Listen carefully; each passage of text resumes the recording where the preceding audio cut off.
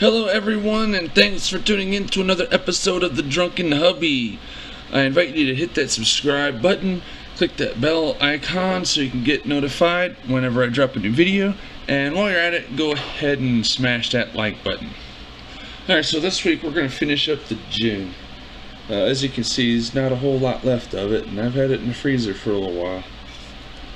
Right, and forgive me, but I'm going to go ahead and use this today.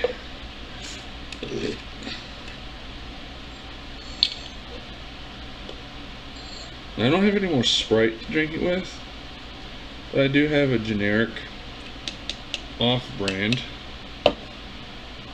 Mountain Dew. So I'm going to try it with that and see if I like that. First, take a sip. Ooh, that's cold.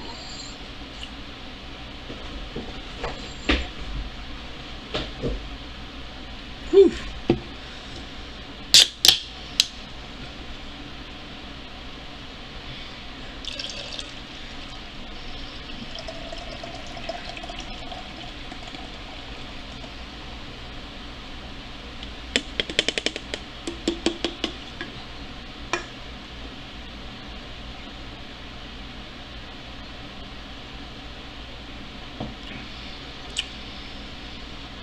It's a little bit different. Mountain Dew has a different kind of citrusy taste. Sprite is more of a limey type of taste, nice and strong and crisp. This Mountain Dew is more of a more sweet than citrus, I guess, but it's still good. All right, this week I want to talk about relationships and arguments. Whatever kind of relationship you had, mother, father, mother, daughter, father, son, father, daughter, husband, wife, boyfriend, girlfriend, friend and friend, boss and co-worker, whoever, everyone argues. There's always going to come a point when there's a disagreement, and sometimes those disagreements boil over into a full-blown argument, and sometimes even verbal fighting. It's inevitable. There's no such thing as a perfect relationship, so for those of you who are looking for that, you need to stop. It doesn't exist. It's in their human nature to argue.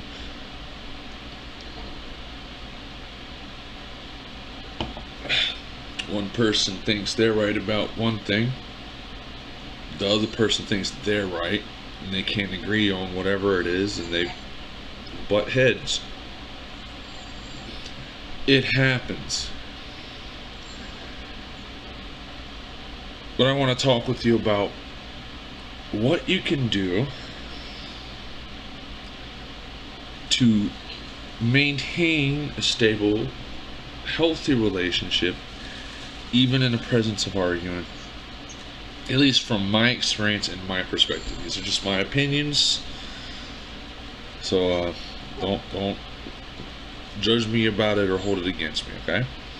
If you have something different, let me know in the comments, along with what you'd like to see me drink or what you'd like to see me talk about. So, children and parents. Let's start with that one. From my experience, the arguing comes from one of a couple of things. One, the first scenario, the child thinks they know better, and they're not trying to hear or do what the parent said, or they want to go do what the parent's saying not to go do. So they're hard-headed. They think they know everything. And unfortunately, I'm sorry kids, but the only way to avoid those kind of arguments, sit down, be quiet, and listen to your parents. They're still your boss until you're grown. Grown means 18, moved out of the house and living on your own. That's grown. Okay?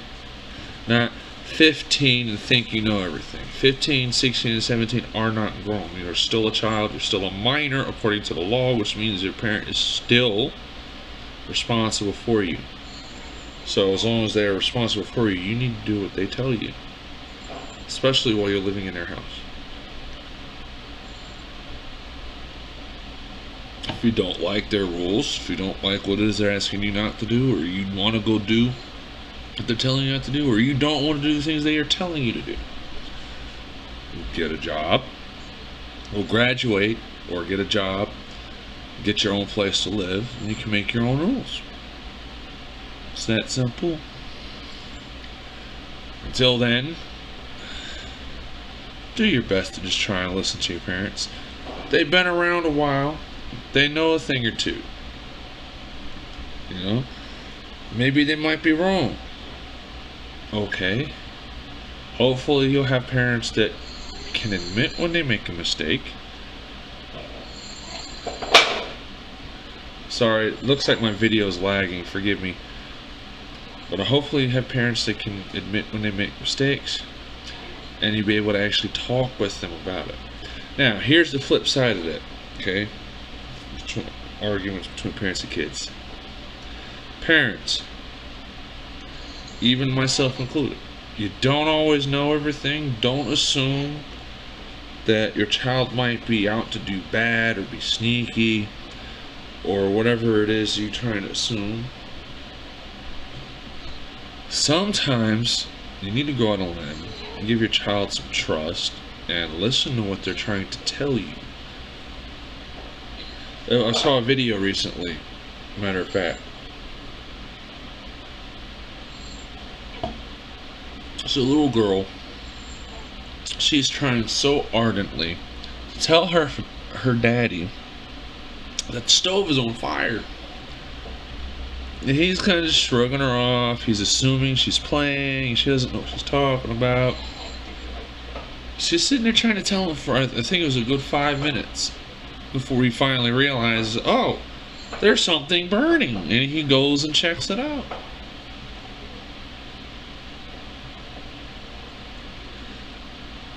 Don't always assume your child doesn't know what they're talking about. That could help alleviate a lot of arguments. You know, parents, don't provoke your children. Don't go out of your way to try and make them miserable. Don't go out of your way to be like, I'm the parent, you're gonna do what I say, and blah blah blah. It's one thing to have a set list of chores that you expect them to do and a set list of rules you expect them to follow. Okay. And it's also, you know, understandable to have like, hey, this is respectful, this is not respectful, fall within this particular thing. And as parents, we are expected to sit them down and talk with them. Don't yell at them and cuss at them and be mean to them. Don't hit them or anything. Don't do that kind of stuff. Remember, you're raising the next generation, and you want them to be responsible adult that contributes decently to society. So you have to find that balance. Yeah, be gentle and patient with your kids, but don't spoil them. Don't be lenient. Don't go without correction and punishment when it's needed, but do it the correct way. Don't do it in such a way that you're provoking them and you're calling them names and looking for reasons to punish them and looking for reasons to say they did this and that. Don't do that. That's gonna cause a lot of arguments between you and your child. All right. Let's keep it in the family a little bit longer. Husband, spouse / boyfriend, girlfriend. These arguments, depending on the couple, can get pretty intense. I've had my fair share, so I know. It's unavoidable sometimes, but it's all and how you handle it. That's the key. So, one of the main things you get a lot of couples that do, they get stuck on who's right and who's wrong, who did this and who did that, and there's a lot of scorekeeping. Both of them want to be right. Neither one of them wants to back down because they think it makes them weak. Hey, Daisy. And that's part of the problem. So you kind of get this vicious cycle going. It becomes a tit for tat, tit for tat. Well, you did this and you said that. Well, you did this and you did that. Don't do that. Here's one thing that will help. If you're in an argument right now, or a disagreement, whatever the case, don't bring up past arguments. Don't bring up past mistakes. This goes for both of you. Do not rub each other's mistakes in each other's faces. That's a no-no. That is not healthy. That is toxic. And that is a good way to damage trust, love, and loyalty with each other. Don't do it. Okay?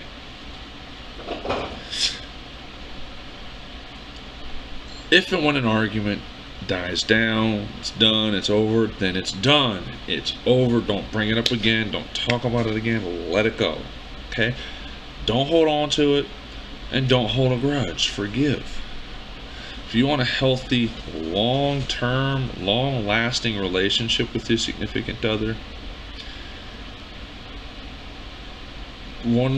two major ingredients that are a requirement to make it last long: patience and forgiveness. You need both of those. I mean, there's other ingredients, yes, but without those two things, it's not going to last a long time. Patience is because there's no such thing as a perfect partner. Except for my beloved Emmy, she's perfect. At least to me.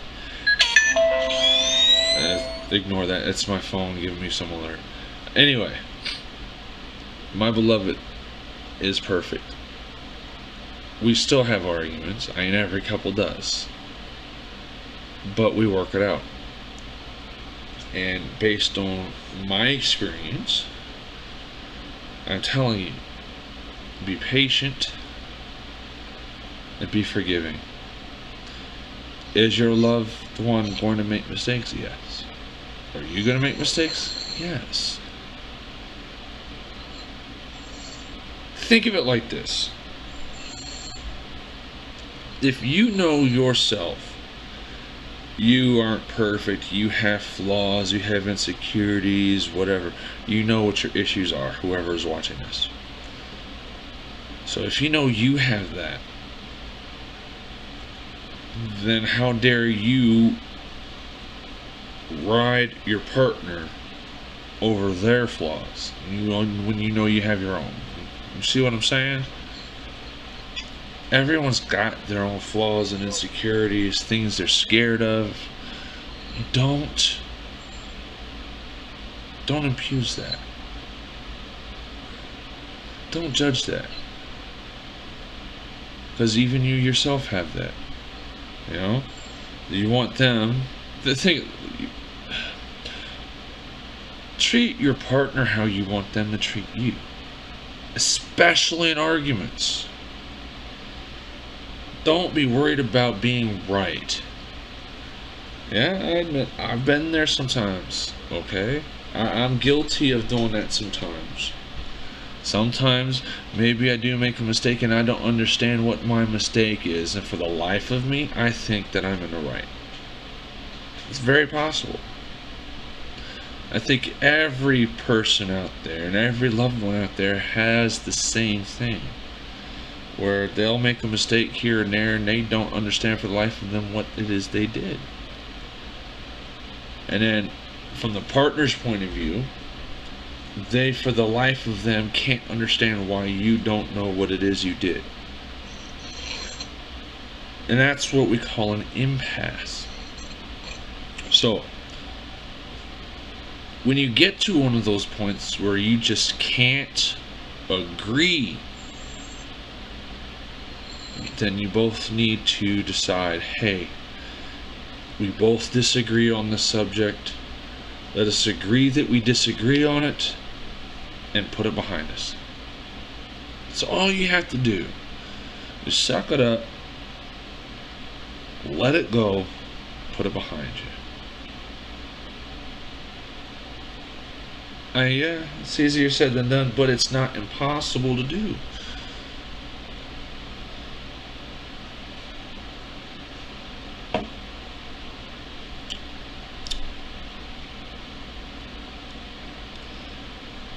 At the end of the day, it'll help both of you if you both work to try to make sure that you're both in that bed together at sundown, argument or not.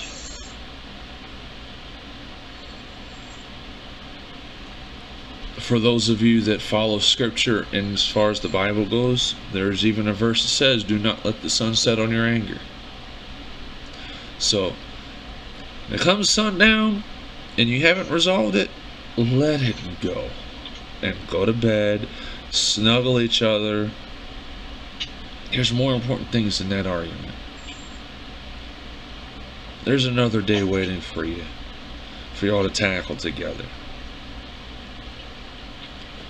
Alright, let's move on to the next one.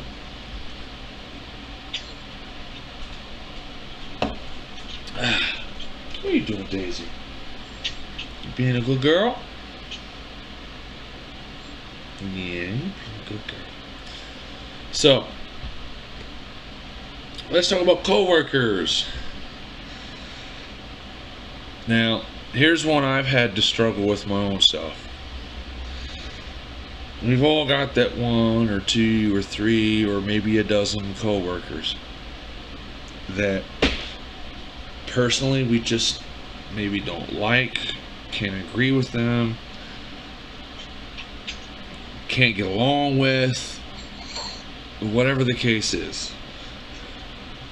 Maybe they like to snitch on you too much, maybe they're too bossy, maybe you're the bossy one and they don't listen to you.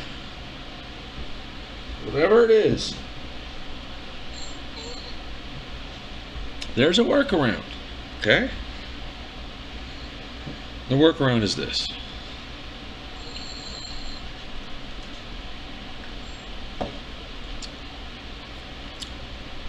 You only have to be around them while you're at work. Okay? So, first rule.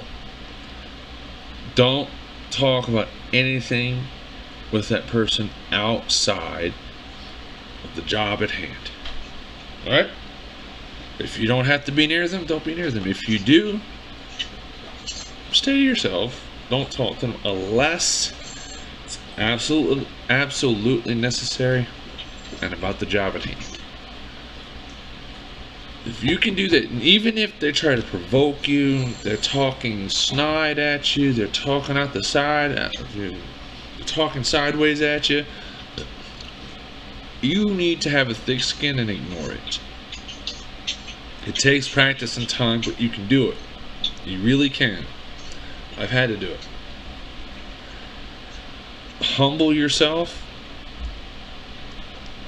and remember that's just temporary. And just get along with them just long enough to get the job done. Then you can go home and relax and decompress and be with your loved ones or video games or whatever it is you do in your personal life. And don't give a second thought about it. It's as simple as that. Now, let's get on to that next one. Employees, employers. That's a different kind of relationship right there.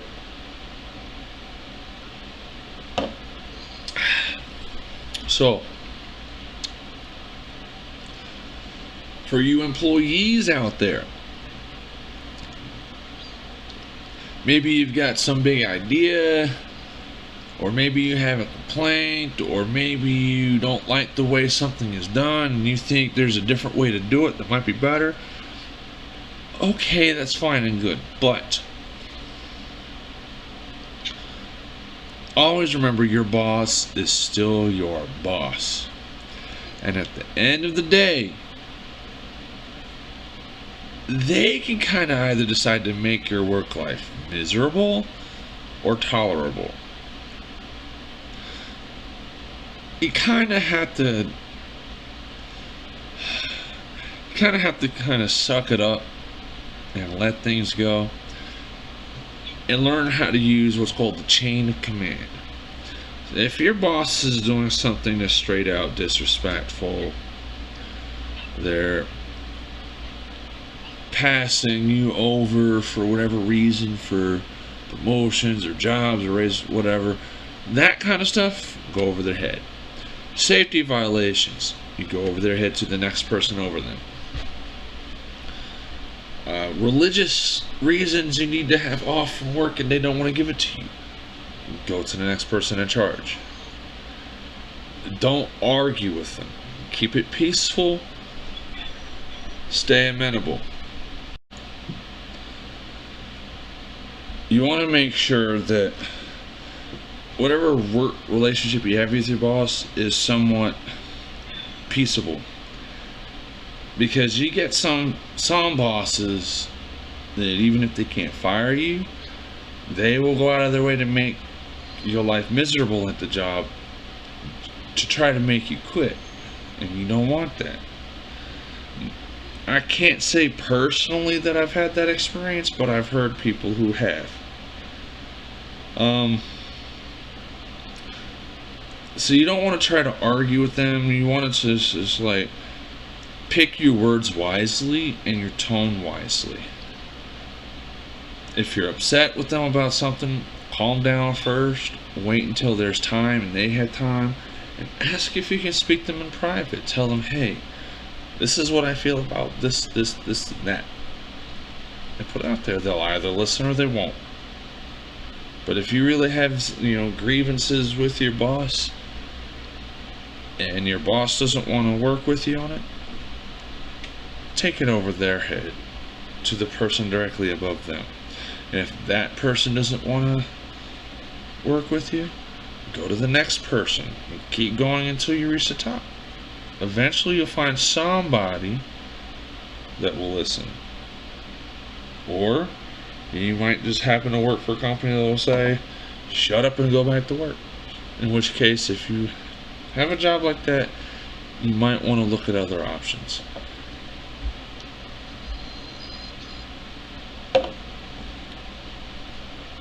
Alright, so let's look at siblings. Sibling rivalries is one of the biggest ones. I have argued with my brother from day one. We had times when we got along, and then we have had other times we just could not get along. We've even fought physically. I love my brothers, but sometimes you gotta love your brother or sister or your sibling from a distance. I don't know. I don't have any good advice about how to deal with arguments dealing with siblings, to be honest with you. And I've had a lot of arguments with my middle brother, not my youngest brother. And we haven't always seen eye to eye. We've fought sometimes. And it seems like we mostly get along in small doses. And that's cool. Sometimes you just have a family member like that where you can only get along with them in small doses. That's alright. There's nothing wrong with that. And I admit, I'm one of those where some of my family members, I'm okay loving them from a distance. I'm over here doing me, they're over there doing them. I wish them the best and all happiness and blessings. Of course, I don't want nothing wrong for them in their life. I don't ever wish anybody any malcontent. I'm sorry, that's the wrong word. I don't wish anybody any ill will. Yeah, that's the right one.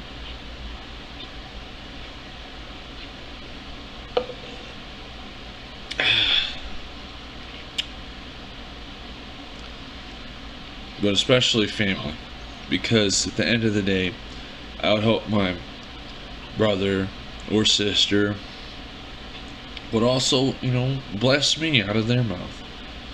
Everyone wants and needs blessings. We've got so many cursing going around in this world. It's too much. It's enough. Like I always tell everybody, spread the love.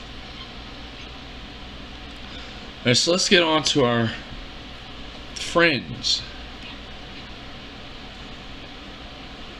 So this one will be a little difficult for me. I don't have a whole lot of friends. Emmy, my beloved, is my best friend. I have acquaintances, people that I've talked with for years. They're not close friends, but they're sort of friends, I guess. Excuse me.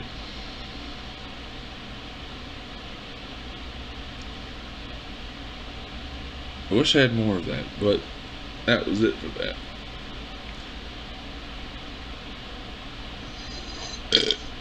Ooh.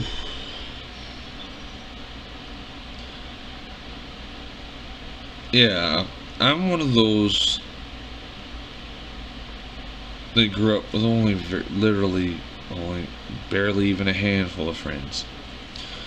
As far as arguments go, only argument with a friend that I can actually remember is all the way back in 5th grade. I had a buddy that I met in preschool or kindergarten. I forget which one. I think it's kindergarten. Yeah, kindergarten. Frederick Wilhelm. If you're out there, I often think of you sometimes, man.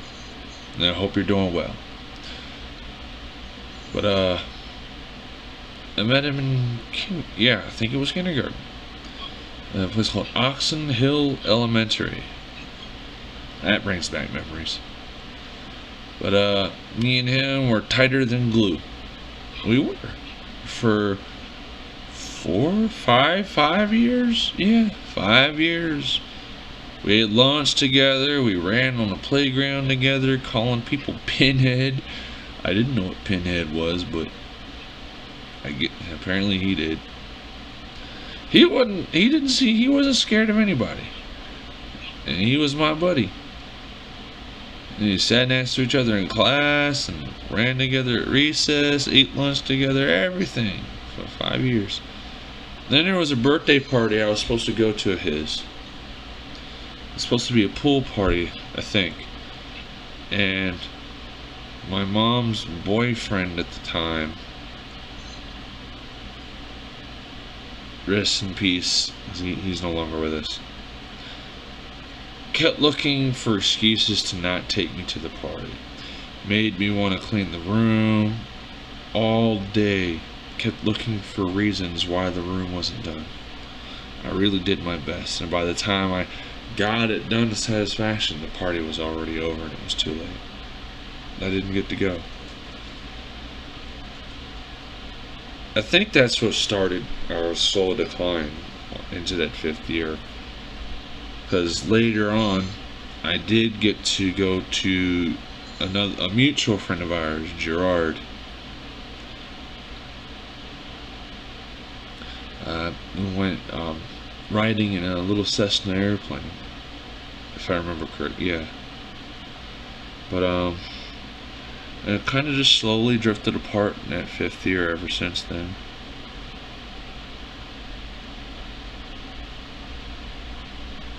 And Frederick Wilhelm, if you're still out there, if somehow you find this video and watch it, I think of you, man, and I hope you're doing well. But anyway, to the argument part. So, I remember it was during a field trip, and we were in a movie theater, I think. And I don't know if we were arguing or playing. I don't really remember. But I know that me, my stupid self, I don't know why. I still don't know why.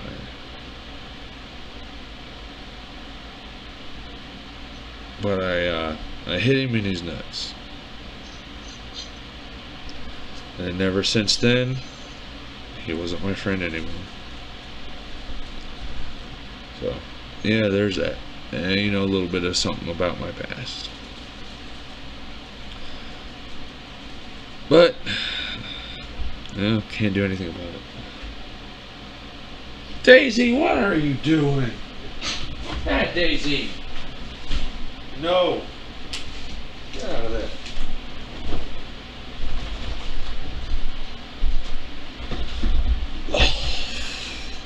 Sorry about that. Daisy's over there being bad. No. Get down. Good girl. Anyway, sorry if I depressed y'all. I didn't mean to. Just gave you a little bit of history and my experience on Friends. Yeah, so I don't really know how to deal with arguments between friends. I mean, you're friends, right?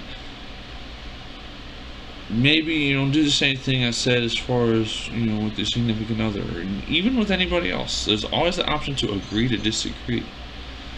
You know, let's agree, hey, we both disagree on this, let's let it go, put it behind us, and move on. At the end of the day, I think that's what everybody should do. Because not everybody's going to agree on everything. It's just not possible. I think that's my mom messaging me.